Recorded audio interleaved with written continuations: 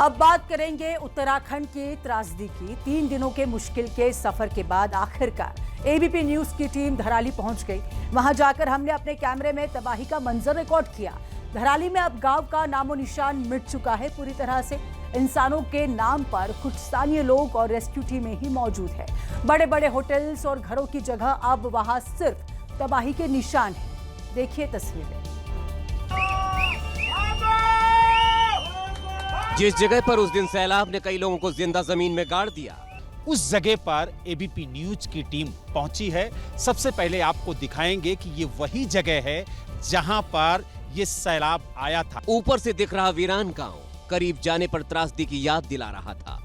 ठीक सामने आप देख सकते हैं, दो पहाड़ों के बीच में जो स्पेस आपको दिखाई दे रहा है, वहीं से बादल फटने के बाद जो पानी का सैलाब आया उसने सब कुछ बहा दिया। बड़े बड़े होटलों से रौनक रहने वाली धराली में 2 मंजिलों तक के घर मलबे में दबे दिखाई दिए। जो मकान है उसकी सिर्फ छत दिख रही है और मकान 2 मंजिल था और पूरी तरीके से मकान देखिए मलबे में दब गया है। धराली गांव में फिलहाल सिर्फ रेस्क्यू टीमें और उनके रेस्क्यू के सामान ही दिखाई पड़ रहे हैं।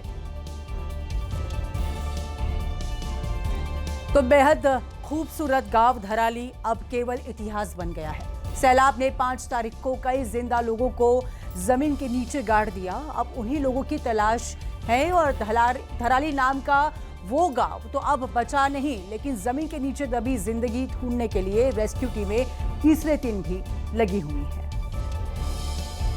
जमीन खोद कर ही अब किसी तरह अंदर दबे लोगों को ढूंढा जा सकता है। जेसीबी लगा करके जो मलबा है उसे हटाने की कोशिश की जा रही है। बुलडोजर के साथ रेस्क्यू टीमें भी खुदाई में लगी रही। जो गाद के नीचे, पत्थरों के नीचे दबे हुए लोग हैं, उन्हें निकालने की कोशिश की जा रही है। इस तलाशी अभियान में डॉग स्क्वाड का बड़ा रोल है। जहां पर उनको आशंका हो रही है वहां पर इसी तरह के गड्ढे खोदे जा रहे हैं और उसके बाद डॉग्स के जरिए यहां पर तलाश की जा रही है। तबाही के इस वीडियो में जो घर दिखे, उन घरों के ऊपर अंदाजा लगाकर खुदाई की जा रही है। हमें संभावना है कि यहाँ पर डेड बॉडीज हो सकती हैं, जहाँ पे हमने वीडियोस वगैरह के जरिए लोकल जो पब्लिक है, जो बचे हुए लोग, उनसे बात करके तो इस एरिया को हमने ईयरमार्क किया। हालांकि 3 दिन हो गए, अभी भी रेस्क्यू टीम को जमीन के नीचे ना तो कोई मुर्दा मिला और ना ही जिंदा। एबीपी न्यूज की टीम ने धराली के पास उन लोगों से बातचीत की जिन्होंने अपनी आंखों के सामने उस त्रासदी को देखा था। अब भी उस मंजर को याद करते हुए वो डर जाते हैं।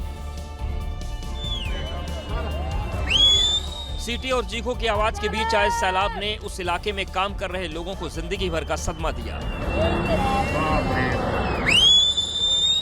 बाल बच्चे पकड़ के बच्चे को लेके जंगल में पूरी एक रात जंगल में बैठे। वो याद करेंगे तो सर अभी भी हम लोगों को हो जाएगी तो डर लगती है सर। पूरा हमारा नज़र में आ गया सर। आम लोगों को सुरक्षित महसूस कराने के साथ रेस्क्यू टीम ने वहां अस्थायी पुल भी बनाया। कि सेना के द्वारा आप देख सकते हैं यहाँ पर एक लकड़ी का पुल तैयार किया गया है ताकि इस पार से उस पार जाया जा सके।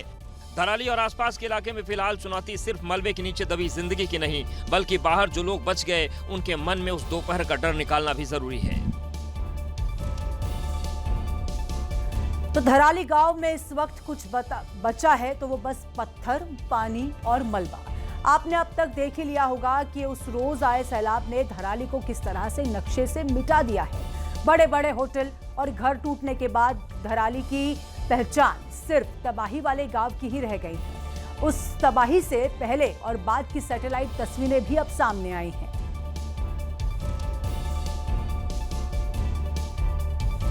छिपी है, पतली सी दिख रही ये धार खीरगढ़ नदी की है।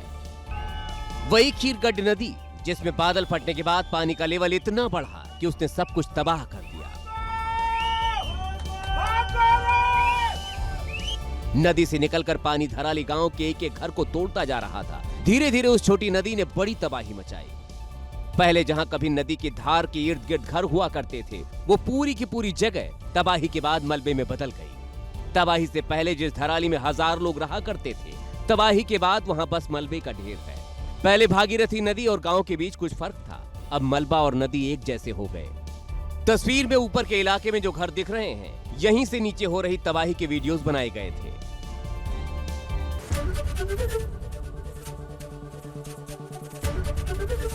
एबीपी गंगा, खबर आपकी, जुबान आपकी।